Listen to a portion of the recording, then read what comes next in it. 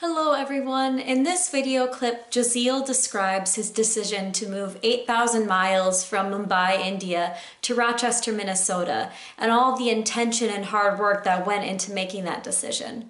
I moved to the United States on, I remember specifically, July 4th, 2014, because when I came here it was American Independence Day and I was jet lagged and did not enjoy the fireworks at all.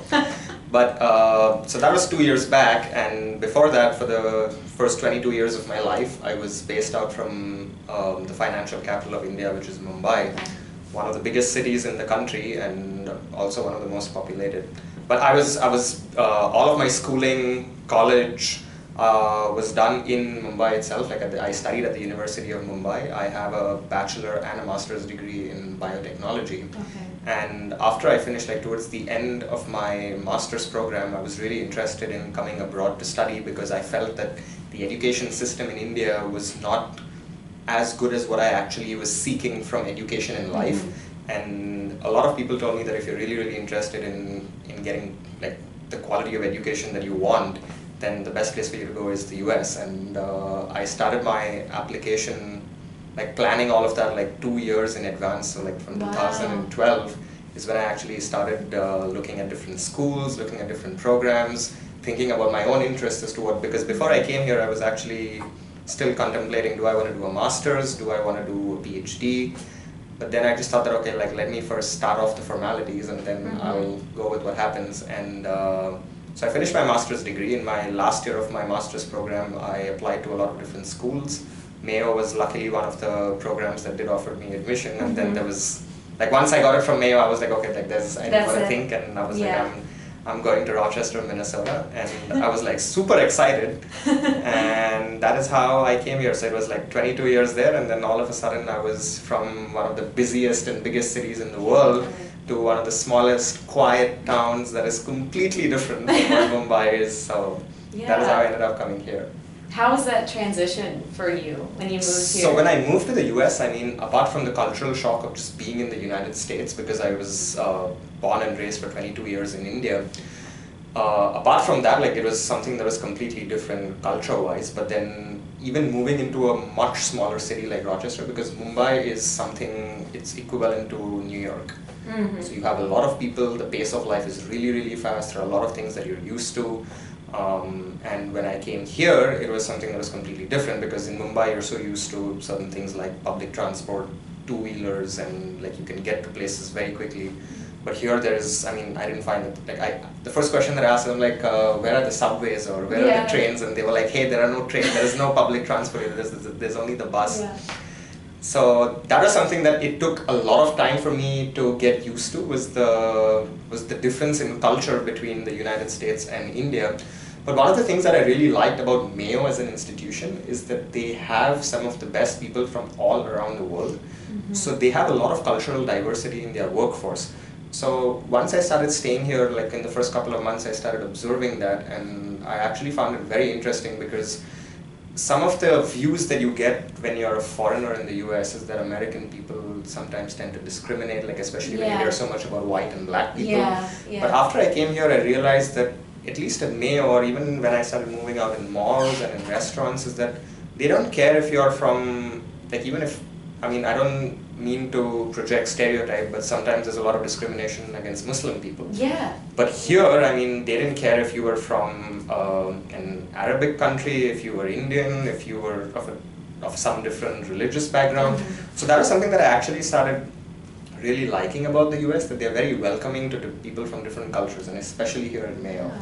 So, but there were still a lot of things that you're used to in your life that is different in the US than it is in India. So that took a while getting used to. I think it took almost more than a year to get completely used to it. Sometimes I think I'm still getting used to life over here, but for the most part my life is pretty stable now. And but yeah, the first few months were really hard, because you've completely uprooted your life from one place and you've moved here. You don't it's new friends, new people. What you're expecting in life is different, and looking forward is completely different. You're no longer a kid. You have to start acting like people expect, there are some responsibilities on you, there are expectations from you. So there was a lot of different things at the same time, but then I think it stabilized once you get used to it. So like it did stabilize after that. Yeah.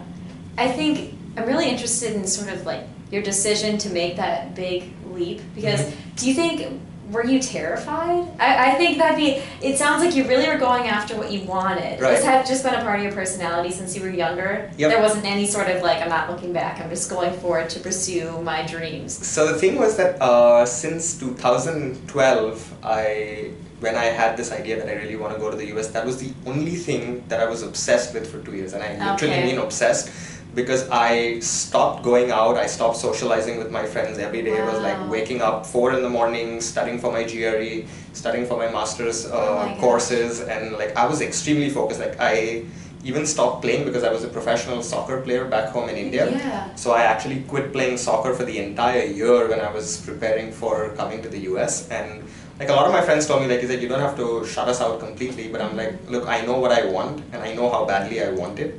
So so that was something that I knew that I really, really wanted. So like towards the end, it was just the only focus was coming to the US then. What advice would you give to people who are entering big transitions in their life? So, you know, going into the workforce, maybe just going into like high school or college. Really. So I think that when it comes to these particular junctions in your life where you have to make decisions, a lot of people are often confused, which is fine, which is normal. But what is something that is slightly more worse is that there is a lot of pressure on them from other people, and at that point people tend to get influenced very easily, either by your own peers, by your friends, by what your parents are saying, by something stupid that you read somewhere. So I think that it's one of the most important things when you reach these junctions in life, when you make big decisions, is to ask yourself, is that something that you really want to do? Is that something that you really like doing? Because if you're going to be working in a place that you don't enjoy, you're not, one, going to be able to give in your 100% in doing what you're doing. And at the end of it, you're not going to feel satisfied with your job, and you're just going to feel frustrated after a while, and then start making more and more decisions when you're in that frustrated mode that are just going to probably, I wouldn't use a word as strong as self-destruction, but you're not going to be able to give something the best out of yourself. So even if people say that, if you're at a junction and they're like, becoming a lawyer, it's an extremely lucrative career, but you're more interested in, let's say, art or writing a novel, and people are like, there's no money in something like that. But if that's something that truly makes you happy, then I would suggest that go for that rather than doing something that you're not happy doing. There have been so many people in life that have made like major decisions and then regretted them down the line because that's not something that they've enjoyed doing. So my personal advice to anyone who's making a really, really big decision is that spend some time in actually asking yourself, what is it that you really, really enjoy doing? What is it that you really, really like, especially if you have a choice between two.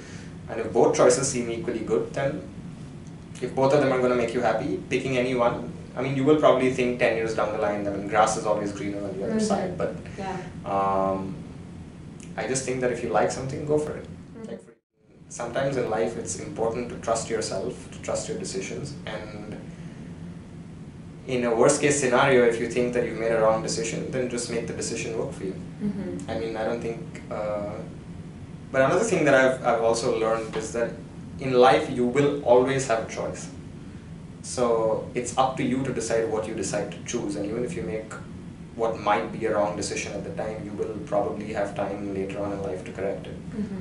Like I've seen people who have quit their jobs at the age of 45 to start something that they really, really like, their own business, and then in 5 to 10 years, like because it's something that they love, they've been able to give in a lot more effort into it, and then they've just like turned their lives by 180 degrees, and you know, so it's never too late in life, I guess. Sometimes like it is something that is a valid statement, but I haven't made any decisions like that myself, so I don't know what it actually feels like to make one.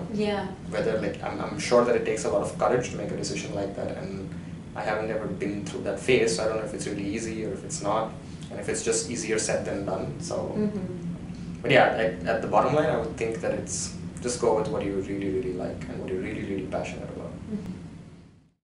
Thank you very much for watching. I will have my full video conversation with Jazeel linked in the description box below. You do not want to miss some of the things that he has to say, so please take a look at that.